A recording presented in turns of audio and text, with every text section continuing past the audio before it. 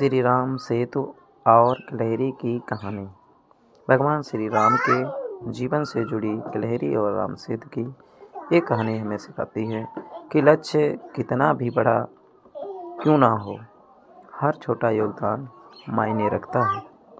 नन्ही गिलहरी और राम सेतु जब माता सीता को बचाने के लिए लंका तक पहुंचने के लिए समुद्र पर सेतु यानी पुल बनाया जा रहा था, तब पूरी वानर सेना बड़े बड़े पत्थर और चट्टानें उठाकर समुद्र में डाल रही थी।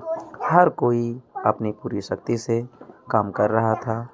रामायण की इस कथा के अनुसार वहीं एक छोटी सी गिलहरी भी थी। वह गिलहरी बार बार समुद्र के पानी में भीगती और फिर रेत पर लौटती। इसके बाद वह पुल के पत्थरों के बीच जाकर अपने शरीर पर चिपकी रेत को झाड़ देती। वह बार बार ऐसा ही कर रही थी।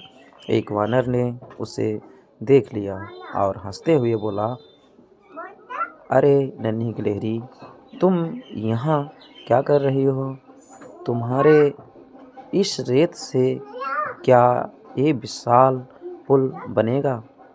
हट जाओ, कहीं किसी पत्थर के नीचे ना दब जाओ।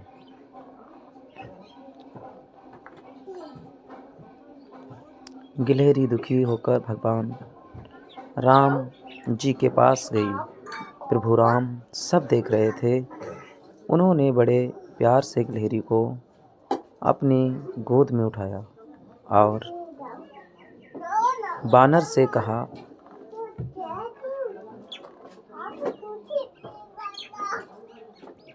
तुम बड़े पत्थर उठा रहे हो क्योंकि तुम शक्तिशाली हो, लेकिन ये गिलहरी अपनी पूरी क्षमता से योगदान दे रही है। इसके द्वारा डाली गई रेत के कण पत्थरों को जोड़ने का काम कर रहे हैं।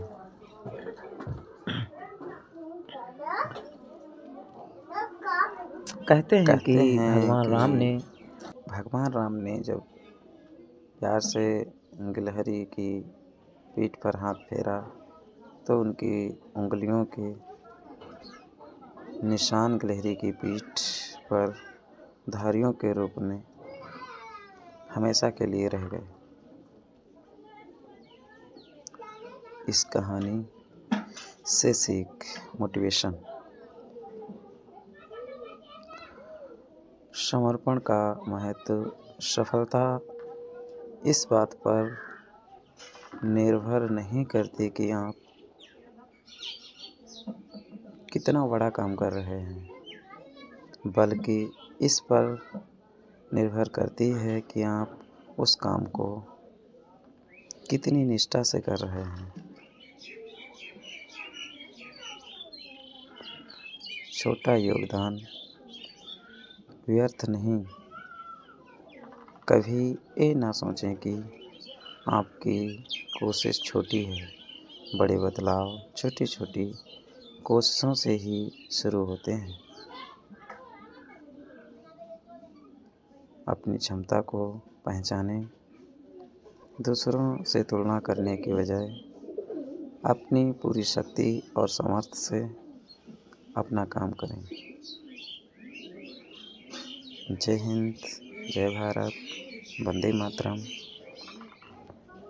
सभी भाइयों मित्रों से प्रार्थना है कि हम सभी किसी भी कार्य को छोटा बड़ा ना समझें। कोई कार्य छोटा बड़ा नहीं होता है, न कोई इंसान छोटा होता है। हमें केवल अपने सोच को बदलना है।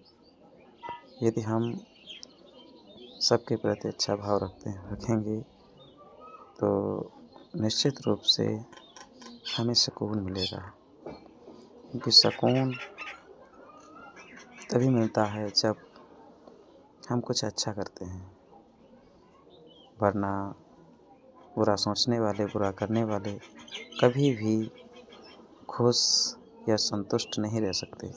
इसीलिए जय हिंद, जय भारत, वंदे मातरम।